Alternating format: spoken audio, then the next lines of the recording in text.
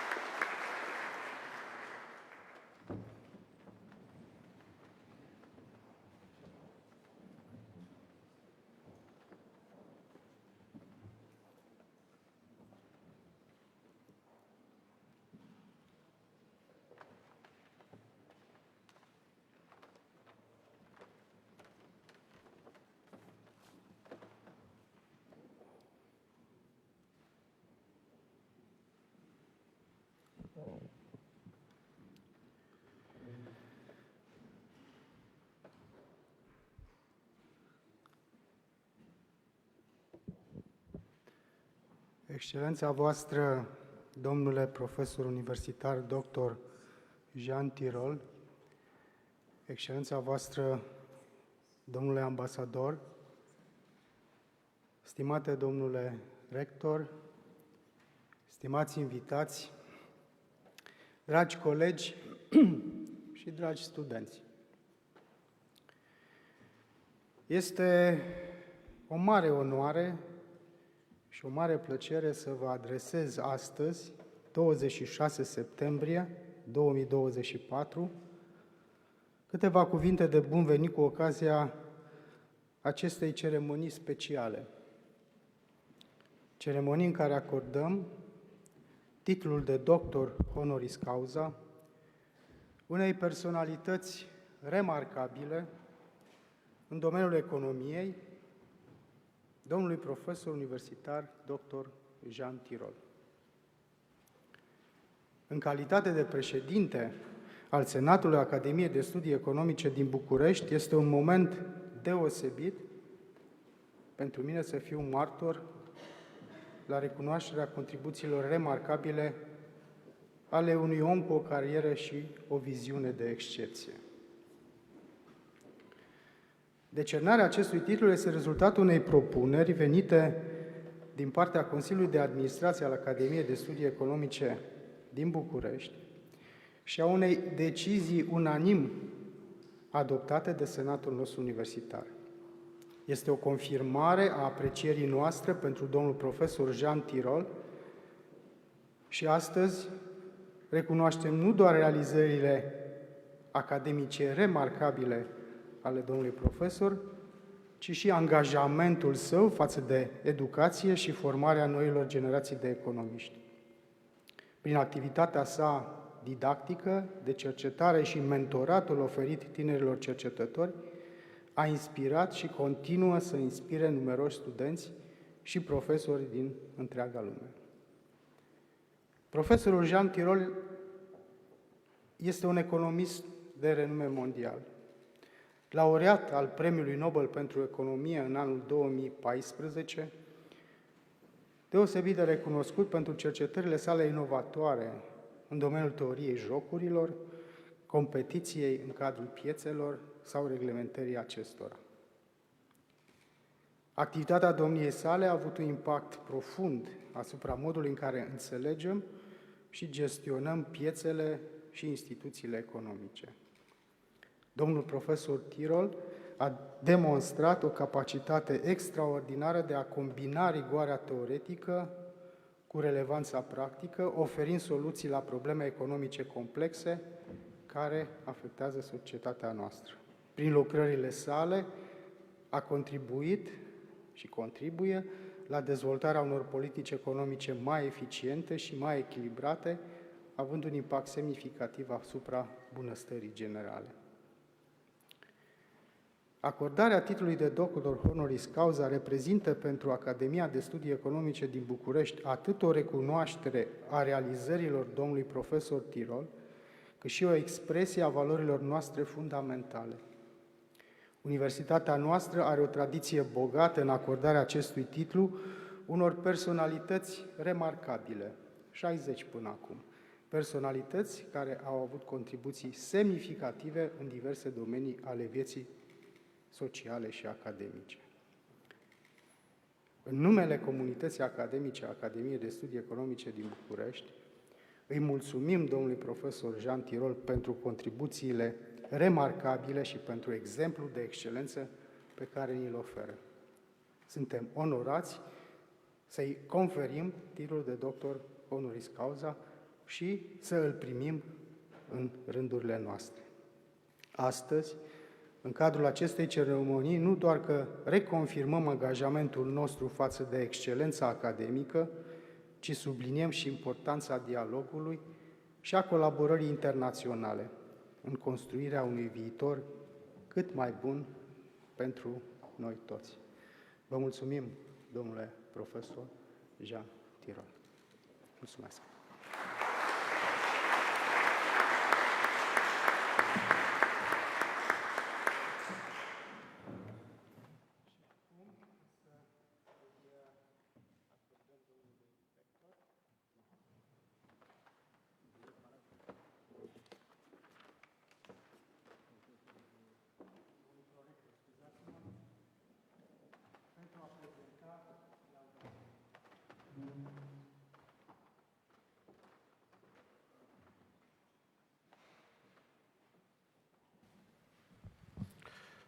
Monsieur le professeur Tirole, permettez-moi de vous souhaiter la bienvenue à l'Académie d'études économiques de Bucarest.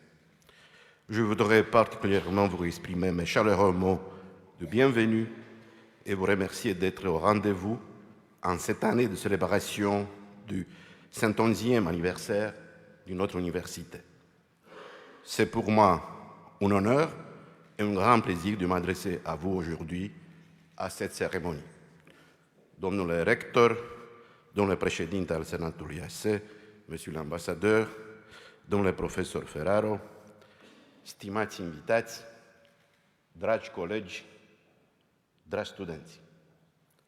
Suntem onorați să avem ca oaspete al Academiei de Studii Economice din București pe domnul profesor Jean Tirole, de la Școala de Economie a Universității din Toulouse, un economist de renume mondial, laureat al Premiului Nobel pentru Economie în anul 2014.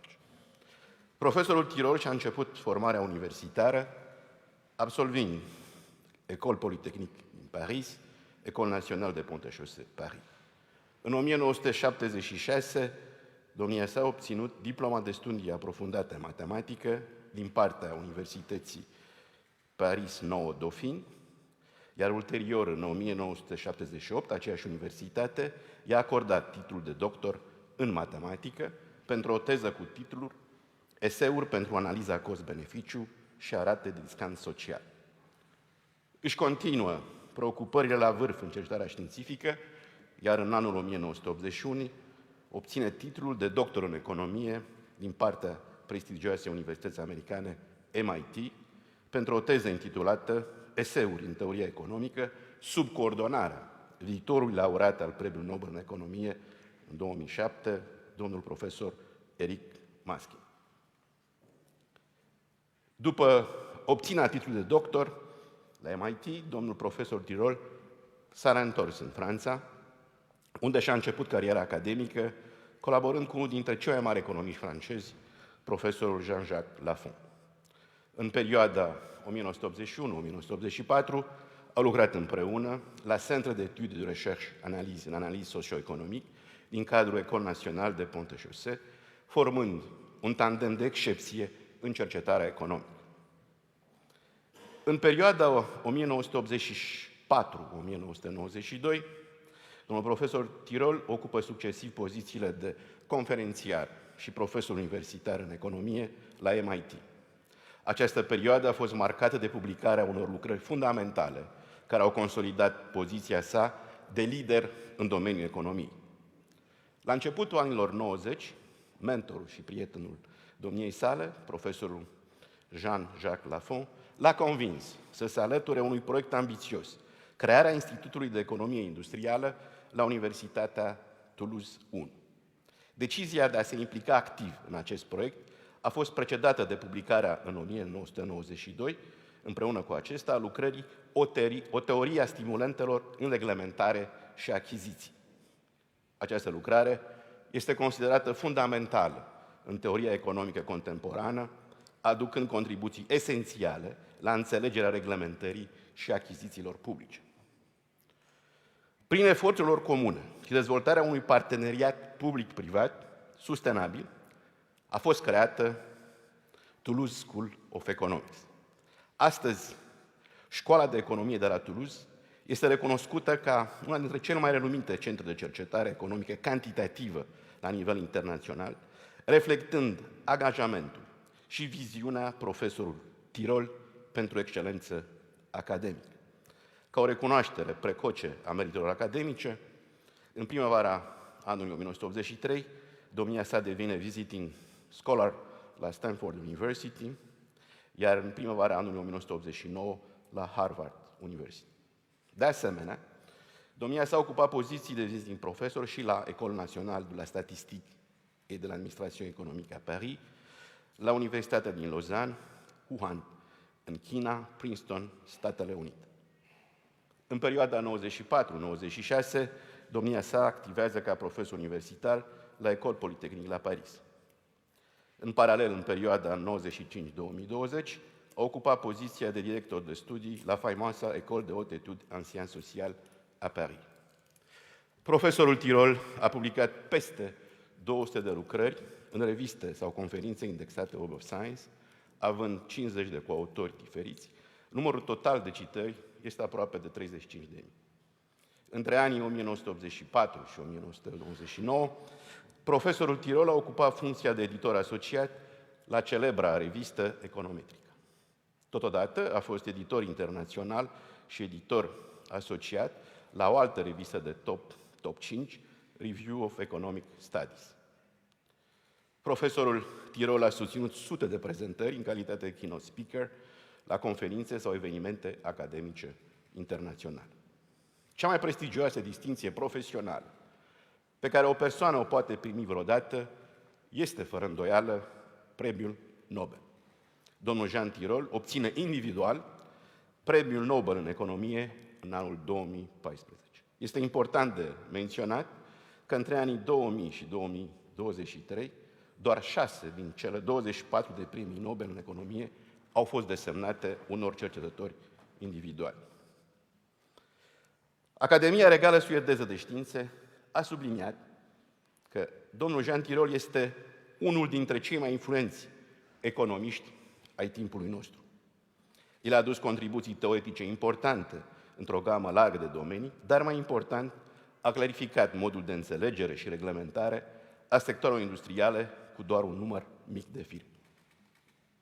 Modestia profesorului Tirole este reliefată și prin poziția exprimată în interviul tradițional acordat Fundației Nobel, prin care mulțumea familiei, celor care au ajutat în cariera profesională, și cităm, în special lui Jean-Jacques Laffont, care a creat centrul din Toulouse și care ar fi meritat să fie alături de mine astăzi pentru acest premiu.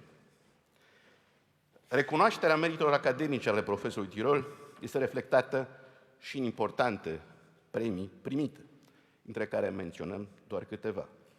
Grand Prix de l'Economie de l'Écosse în 2015, Prix Cyril Marimo al Academiei de Sciences Morale et Politiques, Thomson Scientific Honors pentru cei mai citați cercetători francezi în domeniul economiei și administrării afacerilor, Prix Charles Dapin în economie și multe alte.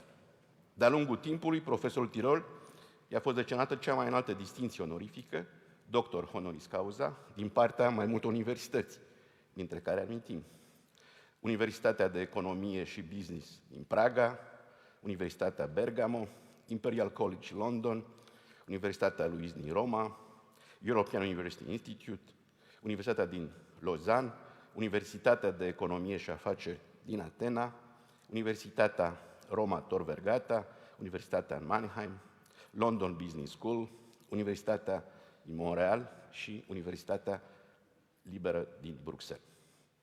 Valoarea profesională și calitățile personale au condus și la acordarea unor distinții de către autoritățile guvernamentale, precum chevalier dans l'ordre de Palme académique, officier de Légion d'honneur, officier dans l'ordre national du mérite și chevalier de la Légion d'honneur. În anul 2021, președintele Franței a încredințat profesorului Tirole, alături de Olivier Blanchard, coordonarea Comisiei de redactare a unui raport cu privire la provocările economice majore ale societății noastre. Această comisie a realizat analize economice profunde asupra unor teme cruciale, precum încălzirea globală, inegalitățile economice, insecuritatea economică, schimbările demografice, sănătatea și migrația internațională. Raportul realizat sub coordonarea profesorului Tirole demonstrează încă o dată dimensiunea morală a cercetării economice și preocupările economiștilor pentru asigurarea echității atât între generații, cât și în interiorul generației actuale. Angajamentul său față de problemele economice globale și capacitatea sa de a oferi soluții practice și etice reprezintă o dovadă a contribuției domniei sale excepționale la binele comun și la dezvoltarea durabilă a societății. Renumele internațional al profesorului Tirole a fost consolidat prin activitatea sa academică și implicarea în organizații economice prestigioase. În perioada 93-99, profesorul Tirole a fost membru al Societății de Econometrie, iar în 1998 a ocupat funcția de președinte al acestei societăți de renume. Totodată, în anul 2001 a fost președinte al Asociației Europene de Economie. Una din ariile esențiale de cercetare ale profesorului Tirole este analiza importanței reglementării pieței din perspectiva informațiilor asimetrice de care dispune autoritatea de reglementare, comparativ cu informațiile de care dispun agenții economici care prestează servicii. Încă din anii 80, profesorul Tirole a investigat problema reglementării piețelor într-un context în care statul renunță la monopolul unor servicii care tradițional erau gestionate de acestea. Prin cercetările sale, profesorul Tirole a evidențiat complexitatea reglementării piețelor atunci când agenții economici privați intră în competiție cu sectorul de stat în domenii precum căile ferate, distribuția apei, educația și sănătatea. Privatizarea acestor servicii aduce cu sine provocări semnificative pentru autoritățile de reglementare care trebuie să asigură eficiență și echitate într-un mediu cu informații asimetrice. Profesorul Tirole a demonstrat că, în multe cazuri, agenții economici privați dețin informații detaliate despre costurile și operațiunile lor, pe care autoritățile de reglementare nu le pot accesa direct. Această asimetrie informațională poate duce la ineficiențe și comportamente oportuniste dacă nu este gestionată corespunzător. Cercetătorii profesorului Tirole au propus soluții inovatoare pentru a aborda aceste provocări, subliniind necesitatea unor mecanisme de reglementare adaptate specificului fiecărui sector. Prin studiile sale aprofundate și aplicate, domnul profesor a oferit un cadru teoretic solid pentru înțelegerea și reglementarea piețelor într-un mod care promovează competiția și protejează interesele consumatorilor. Contribuțiile sale au influențat semnificativ politicile economice și reglementare la nivel global, stabilind standarde noi pentru eficiența și echitatea în economia contemporană. Profesorul Tirole este recunoscut pentru abilitatea sa de a combina rigurozitatea teoretică cu aplicabilitatea practică, asigurându-se că rezultatele cercetărilor sale aduc beneficii tangibile în reglementarea piețelor și îmbunătățirea funcționării acestora. Această combinație de teorie și practică este emblematică pentru întreaga sa operă, contribuie la creșterea înțelegerii și gestionării economiei moderne. În contextul noilor realități economice, caracterizate de competiție mixtă, public-privat, cercetările domniei sale abordează două aspecte fundamentale. În primul rând, profesorul Tirole explorează existența piețelor cu număr redus de competitori care îmi pot influența semnificativ prețul, calitatea și cantitatea produselor oferite. Spre deosebire de teoria clasică a concurenței perfecte, lucrările sale dezvoltă teoria oligopolului, explicând cum firmele în poziții dominante pot controla piețele și afecta în mod disproporționat rezultatele economice. Prin utilizarea teoriei jocului și a teoriei informației, profesorul Tirole a elaborat modele care demonstrează modul în care comportamentul strategic al firmelor oligopoliste influențează dinamica piețelor și bunăstarea consumatorilor. A doua problemă crucială studiată de profesorul Tirole este reglementarea piețelor, o responsabilitate ce revine fie statului, fie autorităților independente.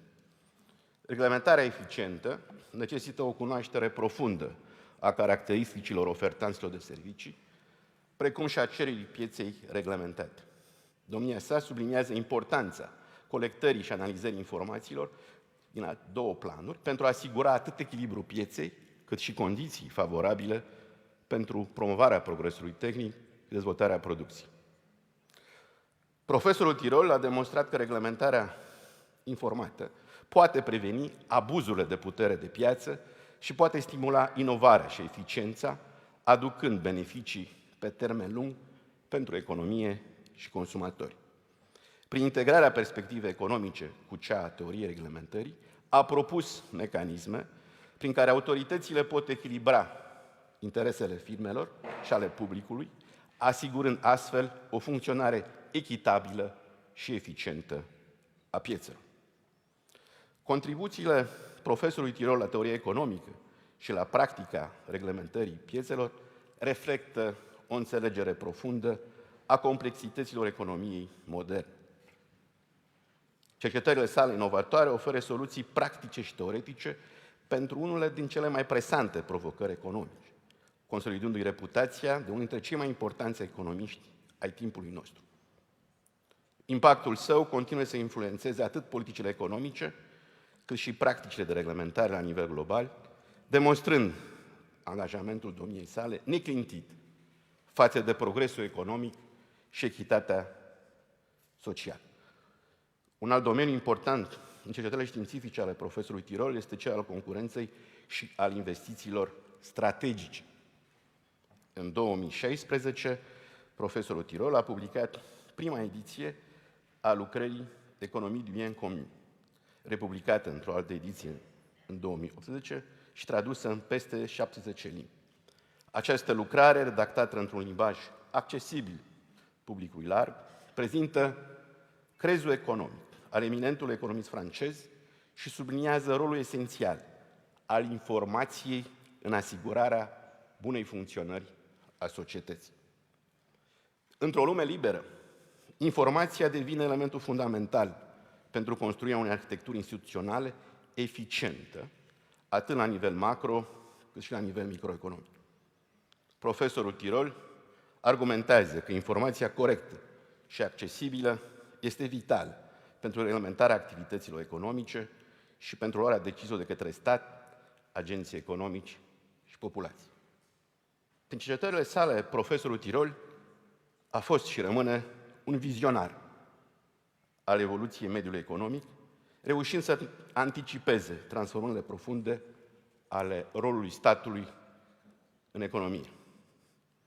În urmă cu 40 de ani, când profesorul Tirole publica primele sale lucrări științifice, statul era un agent major, economic major, implicat direct în producerea multor bunuri și servicii. Astăzi, însă, statul a evoluat în principalul reglementator al proceselor economice și sociale.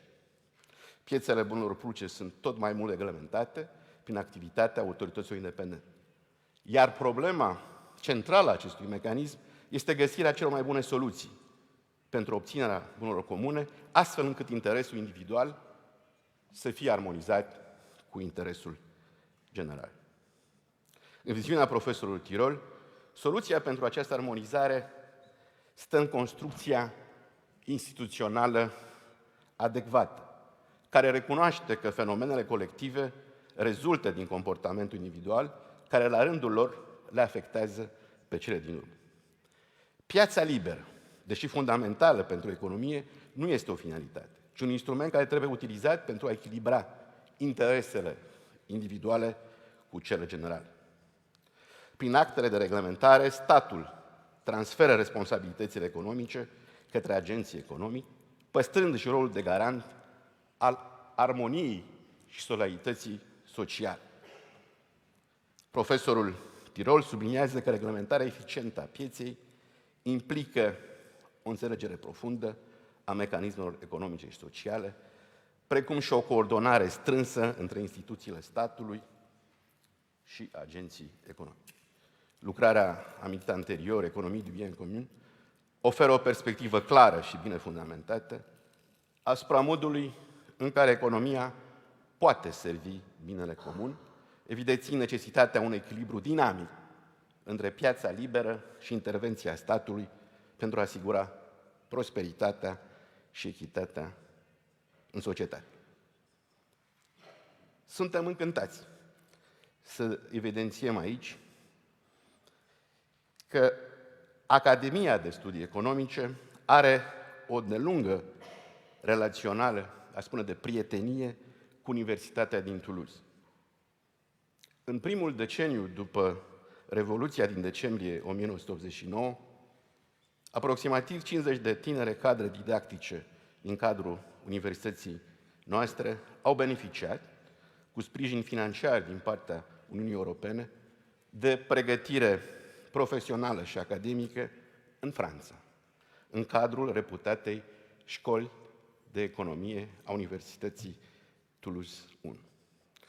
Într-o enumerare neexhaustivă, îi menționăm aici pe colegii noștri Doral Andrei, Marian Cristache, Valentin Pațilea, Camelia Protopopescu, Mihai Roman. În funcție de catedra de proveniență din ASE, o parte din aceștia au beneficiat de oportunitatea de a urma cursurile profesorului Laffont. Și alți colegi din ASE au urmat cursurile Universității de Științe Sociale din Toulouse 1, în alte specializări din domeniul științelor economice, și aș vrea să amintesc aici colegii noștri Mihaela Botea, Cornelia Dascălu, Monica Dudian, Mirela Diaconescu, Iliana Feleagă, Nicolae Lupu, Ioana Popescu, Mirela Stoian, Paul Tănăsescu, Răzvan Zaharie. Peste ani au existat încercări pentru a se consolida aceste legături profesionale, dar și de suflet. Astfel, au existat vizite academice la vârf, la Universitatea din Toulouse, uneori sub auspiciile canalelor diplomatice românești și franceze.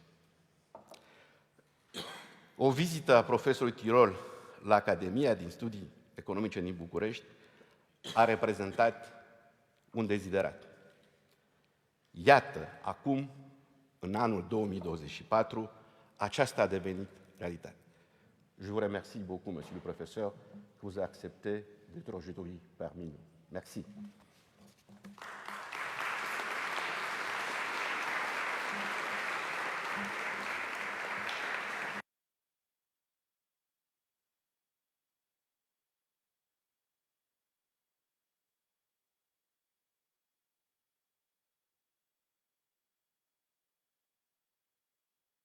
Acest laudatio deosebit și îi dăm în continuare cuvântul pentru prezentarea conținutului diplomei de doctor Honoris Causa, domnului profesor universitar dr.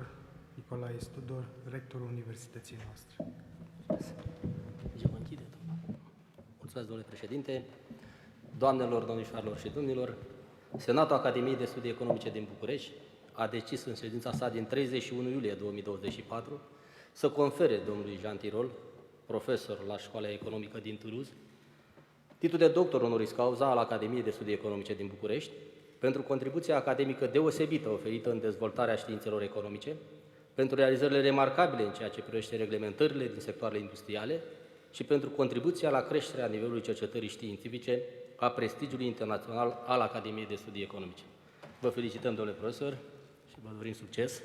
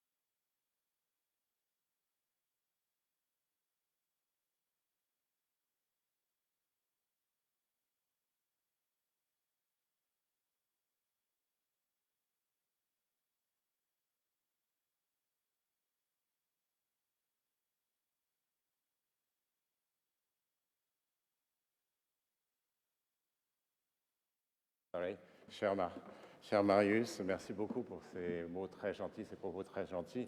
La modestie dont vous me créditez en a pris un sacré coup, comme on dit familièrement en français. Thanks so much for those very kind words. I really appreciate.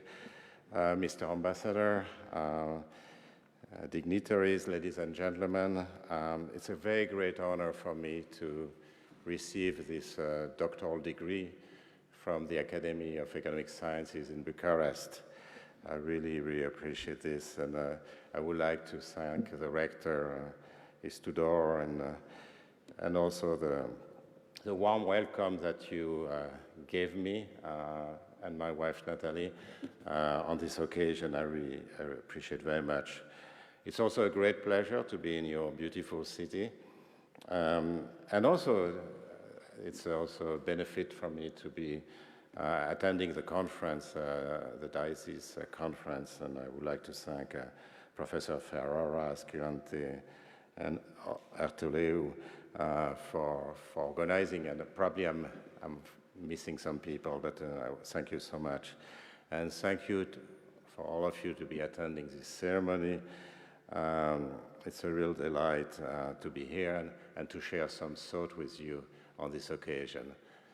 So if you allow me, I will start discussing not a research paper. I'm not going to discuss a research paper, but I'm going to discuss rather some thoughts I have about the profession, what it means to be an economist, and more generally, a social scientist. What is our social duty? Can we be useful in some way? And that's something, of course, that I embrace a little bit after the Nobel Prize, because I had a more public exposure then. So if you allow me, I'm going to take this off because it's a little bit hot, and I apologize for this. So let me talk about pursuing the common good. And as Marius said earlier, this is something I wrote, around 2016, 2017. And the question is why I wrote this in the first place. I'd done a lot of policy work prior to the Nobel Prize. The Nobel Prize was in 2014. But there were some tipping points. The first is that, I was meeting people, including in the street, people were stopping me, what you write is just Greek letters. And probably we would like to learn more. Also without jargon, because I was writing a lot of policy reports as well, which didn't have Greek letters, but, were kind of full of jargon for experts. The other thing, it's more like the timing of the thing, is that, there was this change in politics. Of course, it's a gradual change, but 2016 was a very tough year for us, and there was a creeping tendency toward populism. And then I realized that, I was talking to experts in central banks, experts in government, experts in industry, in the firms. But, in the end, you cannot have a democracy that functions well unless you do have a broader audience. And that's a big challenge. That's a big challenge because, I'm used to talking with jargon, and you have to address a broader audience, not just academics and experts. And that's very important. And I wanted to share the deciphering key to understand the world we are living in, because now we don't quite know which world we are living in. And also there is this vision of economics as a philosophical and moral science. I hope I tried to do something. My wife Natalie helped me a lot actually to communicate things in a better way. But the first question is, you might ask, what is a common good? Everybody has his or her preferred notion of a common good, of the common good, I should say. And let me start by noticing that there are lots of situations where citizens, companies, governments, countries' interests diverge from the general interest. So we as citizens, we can emit too much carbon. Just some example, of course, there are zillions of examples. We may refuse to be vaccinated. We may over-consume antibiotics, so we exert externality on other people. The business or banks may take too much risk, jeopardizing the savings of the depositors, or maybe public money if there is a bailout. The firms may abuse monopoly power. This is something, of course, I've done a fair amount of work on. The state itself may engage in excessive spending, give a poor education, tolerate too much inequality, not regulate well enough, and creating financial crisis. And last but not least, of course, the countries always assert the primacy of their national interest over the interests of the rest of the world. And we see that with global warming, of course, but we see that with trade wars, with fiscal competition, with military conflicts, and there are a number of those right now. Now, if you think about all those examples, and there are many others, they have something in common. And what is in common is that individual interest trumps the general interest. So we have to do something about it. And the ambition of the economics for the common good is to align the actors' concerns with the general interest. And if you think about it, there are two ways in which you can do this. The first is to try to persuade people to behave better. So we try to encourage good citizen behavior for corporations that will be corporate social responsibility. We design, more sociologists actually than economists, we design what's called norm-based interventions to boost awareness of the consequences of selfishness or of the prevailing norm. And that's important to do that, but there's only so much you can do with this. We have had the Rio Summit on climate in 1992, and you see that 32 years later, we are in a very dramatic situation. So we haven't done much, actually, to fight the climate change issue. Even so, we have exhorted people to behave better. So you see that at some point, all those actors, the consumers, the firms, the governments, the countries, they need to put the general interest back in the center. So that doesn't define the common good. And the common good, here is what I can come up with. Actually, it has a very long philosophical tradition from the 17th, 18th, and 20th century. And it's called the veil of ignorance. And that's, I think, what's the best we can come up with at this stage. So you abstract yourself from your attributes. So you forget that you are Romanian or French, that you are a man or woman, that you were brought up in a poor neighborhood or in a very rich neighborhood family with very intellectual parents, with parents who are not very educated. You forget about your religious preferences, you forget about your sexual preferences, and so on and so forth. You're just going to be drawn from the population, and you don't know yet who you are going to be. And you ask a very, very simple question. In what kind of society would I like to live in? Okay? That's apparently a very simple question. You cannot have a simpler question. If I had to build a society, knowing that I will be drawn randomly from the population, then what kind of society, how would I want to build the institution of that society? Now, it's not a la-la land, so it's not something that you dream of. That, unfortunately, you have witnessed that, but one of the classical examples is the Soviet Union, which had some ideal organization of society where people will be selfless, they will devote themselves to the good of the community, to the common good, and forgetting completely about the incentive of the citizens, the workers, the rulers, and ending up with a total disaster from all kinds of points of view, which was totally predictable. That the issue is not that we had the wrong people. Of course, sometimes we had the wrong people, but that's not the issue. The issue is the design and the wrong assumptions. So we all respond to our incentives. Each of us respond to our incentive. So we had, in the Soviet Union, you had the myth of the new man, basically someone who will devote in a Stanislavski square, will basically devote himself to society. And it didn't work, so you needed more coercion and more autocracy. So this is a thought experiment. It doesn't solve everything, but it already produces quite a lot. So if you are behind the veil of ignorance, you would like to have enough money to be able to get the public goods. You want to have a good healthcare system. You want to have a good educational system in particular.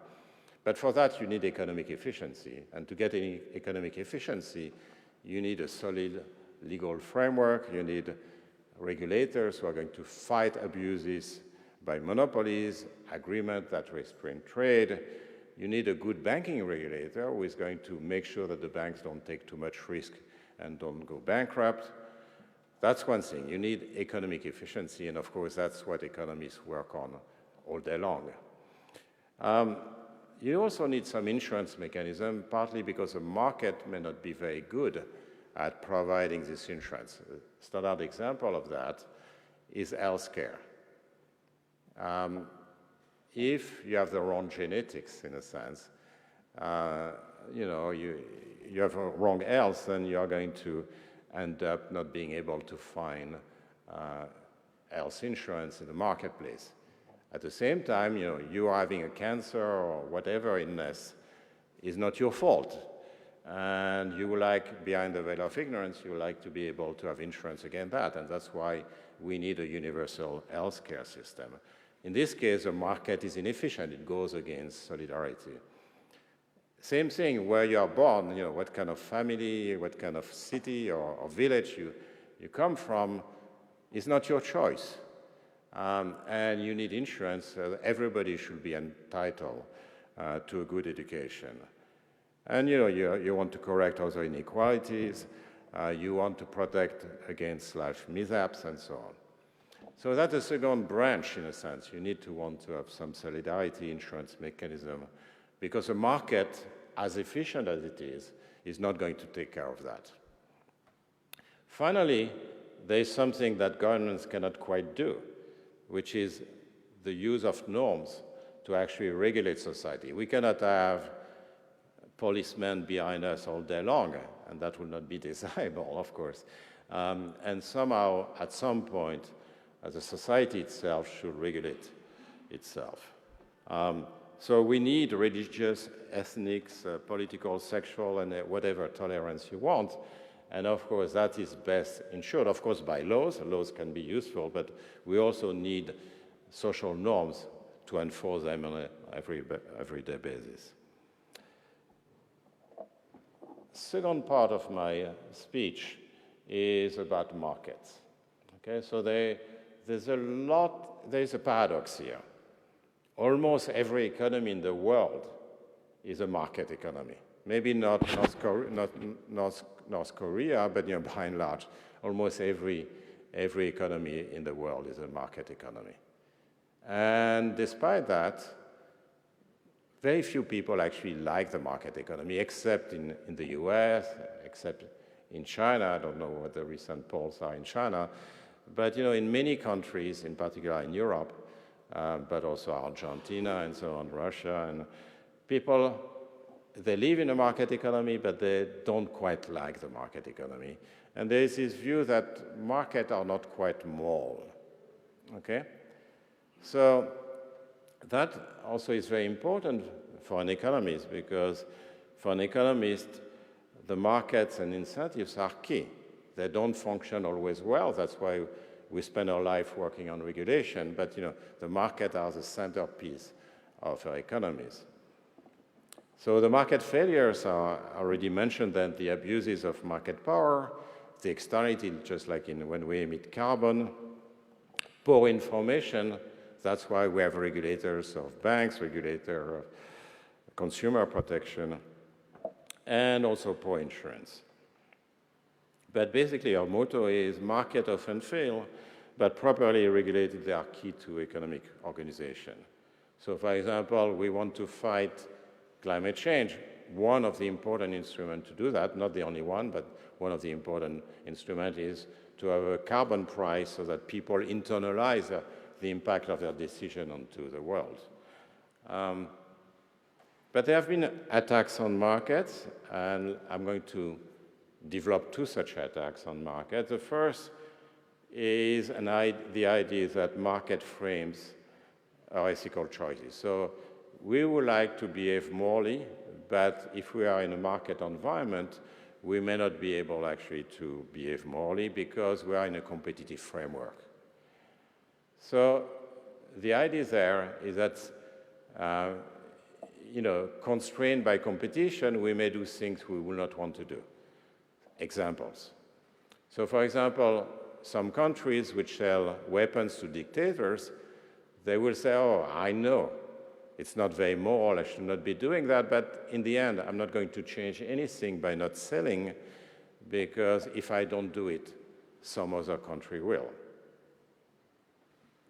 Corporations that bribe officials, they always say, oh no, I don't like bribing people, but if I don't do it, I will lose a market to someone who is bribing the official. The doctors, you have all heard about the opioid crisis in the US, the doctor who actually were prescribing the opioids excessively, the pill mills, they were called the pill mills, were saying, oh yeah, maybe I'm prescribing more opioids than I should, but if I refuse, I will go and see another doctor, and the person will get the opioids anyway. And so on. So, if you think about competition in sports, it's the same thing. People say, I don't like to take illicit drugs and enhance performance, but if I don't do that, someone who takes them is going to win anyway. So that's called a replacement excuse, that if I don't do it, somebody else will. And that's a real excuse, actually, because often that's the case. Now, in work with Mathias de Watripon, which was published this year in the Journal of Political Economy, we say, yes, that's correct, but we have to pay attention because it's only in specific circumstances that this happens. So it's when the unethical behavior boosts the demand for the product, which is the case in the 5 examples here. You are going to be more likely to get your patients, for example, if you prescribe the kind of drugs they want, even if it's bad for them or bad for society, like antibiotics, excessive consumption of antibiotics. And that's also the case in examples. You also must have prices which are not flexible, so they are kind of regulated by the government, for example. So in the end, it's not clear at all that actually the marketplace is going to reduce moral behavior. Actually, the baseline is that it's going to do nothing. It's not going to make people behave less morally. It's not going to make people behave more morally. And one reason for that is that if you have more competition, you have lower markups. So the margin above cost at which you sell is going to be smaller. And in the trade-off you make between profit and moral behavior, if you make fewer profit per unit, then you emphasize moral behavior a little bit more, and that compensates the other effect. So in the end, it's not very clear. It also is the case that competition offers more choice to socially responsible consumers. So you also have consumers who actually want to improve the welfare of society, and just like in ethical investment, ESG, and you give them more choice if you have more competition. So it's not clear at all which way it goes. The second criticism, it's a different criticism, is the criticism about what's called repugnant markets. So that's a concern that many people have from civil society, religious leaders, politicians, philosophers. I've had a number of discussions with politicians about exactly that. And many of the leading philosophers of our time actually have written books, and I only have 2 here, but there are many more than that, in which they almost have the same title, in a sense. And the bone of contention is distrust of markets, more broadly of incentives, with rather different point of view.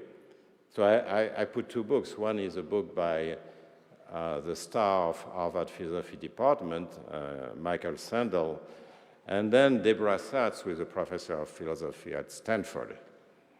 So just to cite from Sandel, what's wrong with markets? So I'm just going to read. A wide range of goods and services, including babies for adoption, surrogate motherhood, sexuality, drugs, military service, votes, and organ for transplantation, are not to be commoditized through markets, no more than friendship, admission to elite university, or Nobel Prizes are to be bought, or genes and other forms of life to be patented. Now, this citation, you may share a number of views on that. There is a lot of misunderstanding of what information economics is about, but that's another thing. So what's wrong with what's wrong? That's something I develop in Economics for the Common Good. The first thing is that I'm always suspicious of moral postures or feelings of revulsion. So I see them as a warning signal. Maybe something is wrong, but very unreliable sources of ethical inspiration. So it's one thing to be alerted by some repugnance. We feel some feeling of repugnance, but that should stop there. That means that you should start thinking more about it, because something might be wrong. And actually, lots of people across countries and history have actually used repugnance. You know, the other person is immoral, has an immoral sexual life, is an heretic, whether or not. They've used morality as a way of excluding and overriding the freedom of others. So we have to be extremely careful when we take the moral high ground, because that might be a way actually of oppressing other people. That's the first criticism I have with this kind of moral high ground. I'm not saying they are necessarily wrong. Actually, a number of examples I gave, I may agree with it, and I agree with it actually, but I don't like this just moral high ground. There are good economic reasons or societal reasons for which we want to avoid those markets. And the second point is that those markets exist whether you like them or not. So think about prostitution, organ markets, surrogate motherhood. They do exist, even if you prohibit them. So the question is, what shall we do with those? I mean, should we enforce them, the prohibition better? Should we structure things differently, and so on and so forth? So the issue is to regulate those markets, not necessarily to assume them away. You know, it doesn't take you forward very much. So what's wrong with market must build on the identification of the market failure and the proper design of regulation, and that's really a standard task of economics and social sciences more generally. Okay, I'm not going to spend much time on this. If you are interested, I develop, try to explain why actually we may be upset by those markets, but from very standard reasons. It's not a more high ground, it's just that it will be a table thing to have them from a point of view of equity or efficiency. Okay? So I'll let you read the book for that. My third part in this talk is on responding to market failures. So let me simplify a huge amount and just say that our societies are built on two pillars. The first, which was due to, you probably recognize Adam Smith, which is the invisible end of the market. So the idea is that if you have a system of competitive markets, consumer and corporation pursuit of self-interest is going to lead to efficiency, not to equity, but to efficiency. And there's a lot of work, of course, on that. But then, as I mentioned earlier, markets also have a lot of failure. They are very efficient in terms of producing wealth, in terms of producing innovation, but they also have a number of market failure, externality. Internality is this jargon for saying that sometimes we don't act in our own self-interest. Asymmetric information that was mentioned earlier, inequality and so on. And then you need something else. And one of the people who advocated that over 100 years ago was Pigou, whose picture you see here. Now, the problem, of course, is that governments also fail. The market fails, but governments also fail. Because the states can be captured by lobbies, they may have their own friends, they may be scared by electoral outcomes, so they may want to pander to the electorate just prior to the election. In an autocracy, it's a different issue, but it's not much better because you get power and privileges. And finally, there are things you cannot do. If there is child labor in a faraway country, you know, unless you declare the war, there's not much that you can do. So the territoriality of jurisdiction is important. Now, the government failures are always there, just like markets failure are always there. There are some failures which are worse than others. So earlier, the commission, the 26-member commission, which was set up by Olivier Blanchard and myself at the bequest of President Macron, was, by the way, it's available on the web if you're interested, stresses the time bombs. So what is a time bomb? It's a situation where if you don't do much for a year or two, it doesn't really matter. It's not going to change, you know, the GDP per capita, for example, of the country or anything. But you know, if you procrastinate, then it becomes a terrible problem in the long run. So the typical example of this is climate change. You know, if you don't do anything for a year or two, it doesn't matter. And of course, politicians have understood that. They say, okay, that doesn't matter, so let's wait. Let's leave that to the next administration. But 1 year plus 1 year plus 1 year, that has been over 30 years now of inaction. And you see, you know, the terrible situation we are here now, where you will need disruptive innovation plus a very high carbon price if you want to solve the issue. Okay? So that's an example, but you know, it's the same thing. Public finances, unfunded pension schemes, inequality, education. I mean, if you disinvest in education, the impact will be in 20 years, 30 years, or something like R&D. I just wrote a report I'm going to mention on innovation in Europe. Again, you know, if you don't do anything for a year or two, it doesn't matter. The problem is that because it doesn't matter, then you get into terrible situations over the years. So earlier we discussed the issue of the state. We have witnessed, and economists have contributed to that, the rise of independent authorities. Justice is not very new because it was independent in England. It has been for a long time, but it's more recent in many countries. Antitrust, regulation, prudential supervision, central banks more generally, industrial policy agencies.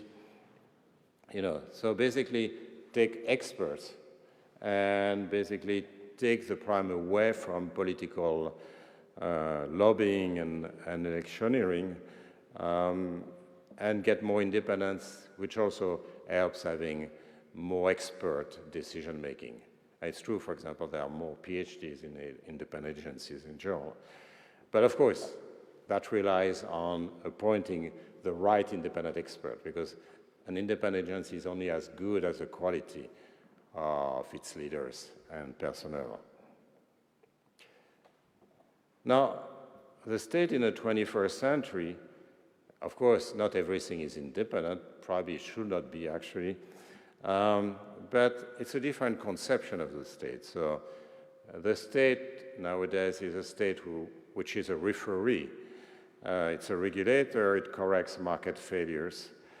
It's also, of course, an enabler, building the infrastructure, the legal framework, funding of disruptive innovation. And here's a little bit of advertising. On the left side, there's a report I wrote this spring with colleagues in Italy and Germany on EU innovation policy, which was extremely critical because in terms of innovation, we are way behind the US, of course, but also we are going to be way behind China soon and so on. And, you know, much of the value creation where the big markups are now are in tech and biotech, and we are relatively absent in those industries. So we are very critical if you are interested, and on the right side you have recognized the Draghi report, which came out a few weeks ago. which actually is much broader report, takes some of our conclusion on board, but is a much, much broader report than the one we had written. Okay, so let me conclude with the economic debate. It's one thing to have the right public institution, it's another thing to get the right economic debate. And what is our role as economists or as social scientists in this debate? Now, we know that we are living in a tough period with a lot of disregard for the experts. Of course, during Brexit campaign, during the 2016 campaign, Trump expressed a lot of, or the 2017 campaign in France with the extreme right, really a lot of disregard for experts. We don't want them to speak, right? Or there's a different approach, which is a Trump approach, the alternative truth, right? The notion of alternative truth is very convenient because that means the expert has nothing to say, right? So that's very, very worrisome.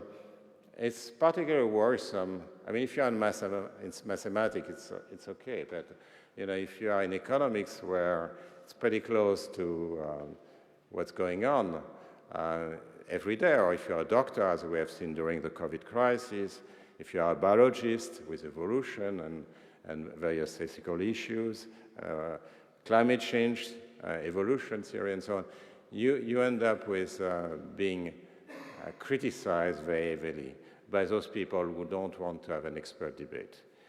Now the question is, why does it work?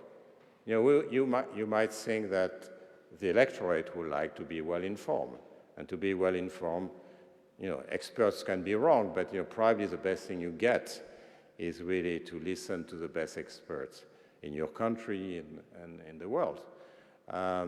Even so they are not perfect, even so they make mistakes and so on, they still know a fair amount because they have spent their whole life thinking about those issues and tested the conclusion.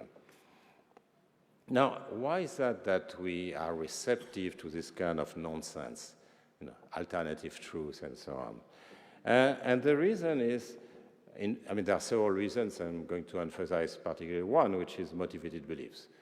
Motivated beliefs is something that economists have been working on a fair amount, but also psychologists. And the idea is simply that we believe what we want to believe. We hear what we want to hear. Both about our future, we would like to believe that everything will be fine in the future, that climate change is going to be solved like that without us having to do any effort to get rid of climate change. So people like the green growth slogan, because green growth really means that you can have your cake and eat it too. You can be green and at the same time grow faster.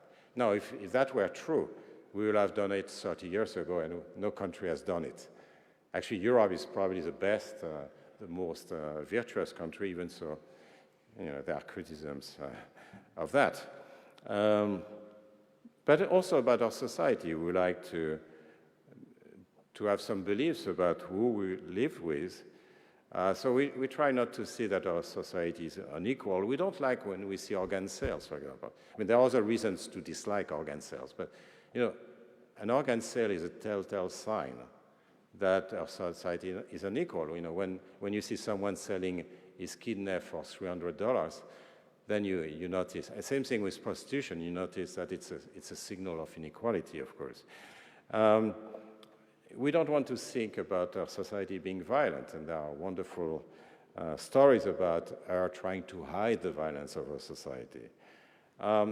In that domain, the Economist is a bit a bearer of bad news, because he said, no. People they want to be nice, but there's only so much they are willing to do. And at some point, you need incentives. So for carbon emissions, for example, we need incentive to reduce our carbon emissions, because in the last 30 years, we haven't done much of that. And there are various ways. We may also be destroying social norms a little bit, and that's the minus side of economics, is that we may also say, oh yeah, the society is not as nice as we would like it to be. Because when we come with evidence that people don't do the right thing, that also means that society is not quite it should be. I have a recent discussion paper with Roland Benabou on laws and norms and trying to study this. So, and this I think is going to be close to the conclusion. I've spoken for too long, but there's a real challenge for economists, for social scientists, for all of us in this room, is to win the narratives contest. Now, why narratives? We as scientists, we don't like narratives. We like facts. We like evidence. We don't like narratives. But if you look at what's happening in the real world, actually the narratives are extremely powerful. If you look at debates for elections, for example, it's all narratives. And, that was noted a long time ago by a compatriot, Marcel Proust. He has this wonderful, this is a translation, but something like the facts of life do not penetrate to the sphere in which our beliefs are cherished. So that means that, you can bring all kinds of facts, and, from independent bodies, verifiable and so on. If they conflict with our beliefs, the beliefs will win against the facts, okay? And Proust already understood that a long time ago, and probably people before Proust. But right now it's very important. So let me show you a picture of Proust here. So effective narratives play on several cognitive mechanisms. I already mentioned hope for a bright future. So the idea is that somebody else will pay, or in France we always say ecology should not be punitive, meaning that you should not have to pay any price if you pollute, okay? It's a wonderful slogan, and it's a slogan, it's a narrative. Of course it's wrong, but, it's very powerful. So if you show this to most French people, they will say, oh yeah, I agree with that. There is a confusion between correlation and causality that we know well. We had this famous humorist, Coluche, who was saying, don't go to the hospital, you're more likely to die in the hospital than at home. Which is true, by the way. Of course, the correlation and the causalities are a bit different, and so on and so forth. There are also many common good narratives. So if you think about fairy tales, Kant's formula of the universal law, movies, Hollywood movies, and the conclusion of Hollywood movies, and so on and so forth. And there's actually a lot of research on that in social sciences. Then it's actually, the narratives are not always on the wrong side. They also can be on the right side. So the question is, how do you do in these circumstances? I don't have the answer. Maybe you will have the answer for me. But one thing that we can do as experts, I don't like this word, all the more that it's not very fashionable.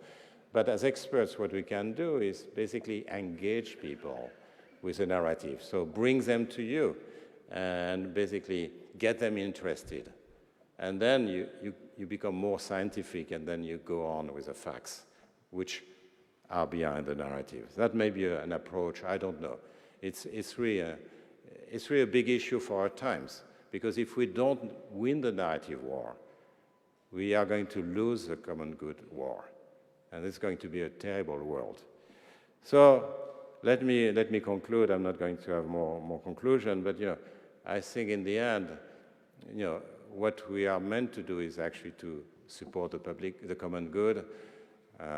I really thank you very much for your attention. Again, I would like to thank the Academy for the honor which is being conferred upon me.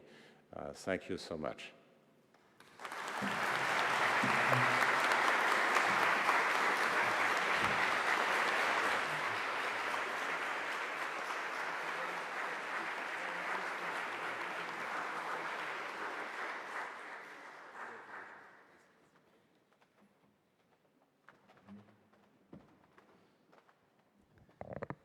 Mulțumim excelenței sale, domnului profesor Jean Tirole.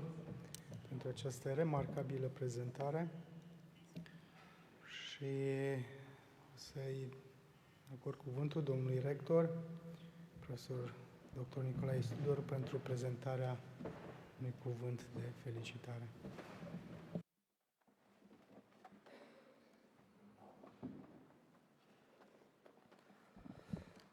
Mulțumesc, domnule președinte. Excelența voastră, domnule profesor Jean Tirole, Excelența voastră, domnule ambasador al Franței, domnilor miniștri, în ordinea în care ați exercitat funcția, Liviu Voinea, Mircea Dumitru, mulțumim, Mircea, că ești împreună cu noi, profesor Pavel Năstase, care a fost și rectorul nostru în perioada 2012-2016, onorați invitați din țară și străinătate, dragi colegi cadre didactice și studenți, bună ziua tuturor! Vă mulțumesc pentru prezența dumneavoastră la acest eveniment deosebit al Academiei de Studii Economice. Astăzi, 26 septembrie, este o zi deosebită pentru universitatea noastră, reprezentată de primirea în rândul comunității noastre universitare a domnului Jean Tirole, laureat al Premiului Nobel pentru Economie în anul 2014, profesor universitar doctor la Școala de Economie din cadrul Universității din Toulouse. Vă mulțumim, domnule profesor Jean Tirole, în numele întregii comunități universitare, pentru onoarea pe care ne-ați făcut-o, prin acceptarea statutului de membru al comunității noastre universitare. Doamnelor și domnilor, acordăm astăzi cel de-al 61-lea titlu de doctor Honoris Causa, 4 dintre personalitățile care au obținut această distincție fiind laureați ai Premiului Nobel. Primii 3 laureați ai Premiului Nobel ai universității noastre fiind în ordinea acordării titlurilor următorii: Jean McGill Buchanan Jr., Lawrence Klein, respectiv Joseph Stiglitz.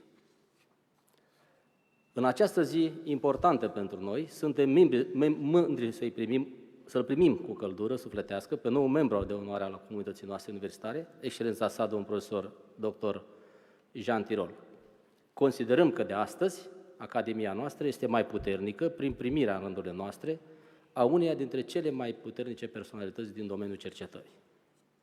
Vă mulțumim, domnule profesor, pentru contribuția deosebită adusă la consolidarea cercetării economice din Europa și nu numai, respectiv pentru contribuția adusă la creșterea nivelului cercetării științifice din domeniu.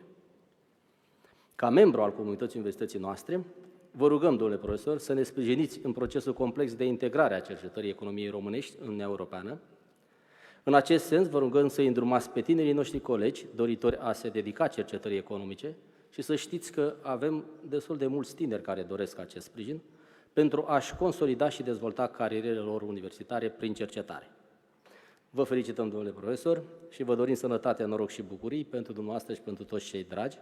Vă mulțumesc pentru atenție. Vivat, crescat, floreat, Academia de Studii Economice.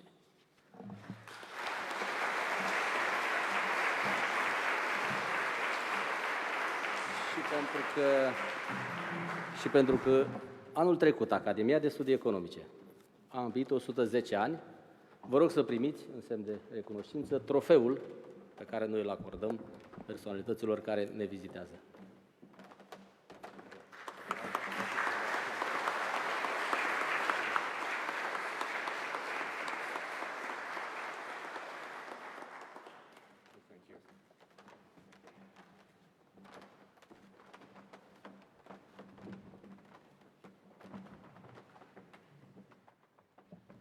Mulțumim domnului rector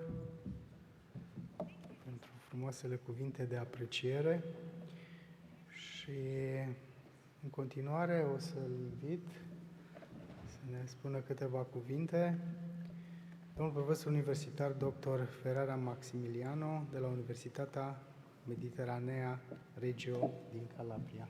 Domnule profesor.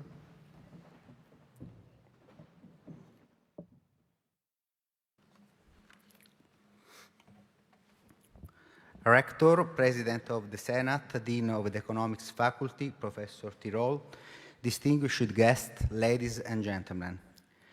I would express my sincere gratitude for giving me the honor in joining officially this Doctor Honoris Causa ceremony for Professor Jean Tirole. It is an absolute privilege taking part in this occasion. Human action is by definition complex and difficult to trace back to a univocal and defining vision of analysis. but certainly those in the human race who become protagonists of behavior, action, and deeds destined to leave an indelible mark over time. These talented women and or men help us not so much to understand more deeply the hidden meaning of human action, as to grasp its archetypal ratio through the effects produced. Jean Tirole, his action carried out in academic and applied research, exalt the man of science, but at the same time outline the underline the characters of man, exalt the results of his system of values, of the example he embodies, talent, commitment, sacrifice, and generosity for the other and towards the other. These are the extraordinary traits of his being. Man before the scientist, and certainly a great scientist because a great man. The scientific research activity of Jean Tirole has continuously and increasingly contributed in the last 50 years to the training of young researchers in universities all over the world, becoming a solid reference also for authorities, policymakers, business managers, of representatives of institutions, practitioners in industry and finance. His multifaceted and diversified activity, in fact, had a basic objective from the very first steps in research, a light in the cone of knowledge, the common good. Through the common good in search of those human and behavioral paths aimed at making the world a better place. In this sense, the theories of industrial organization and the two-sided market with which Tirole described the fundamental mechanism of a market platforms are exemplary. The discipline called industrial economics is taken on the new name in industrial organization through its masterly redefinition and conceptual systematization. In 2014, he therefore received the Nobel Prize for the analysis of the effects of the market power of firms and regulatory mechanisms. Today, this other important step by this title has been bestowed by Academy of Economic Studies. Thanks, esteemed Professor Tirole, dear Jean, for your scientific contribution, but not only. Your style, your humanity are the main elements that make you a special person. Thanks so much.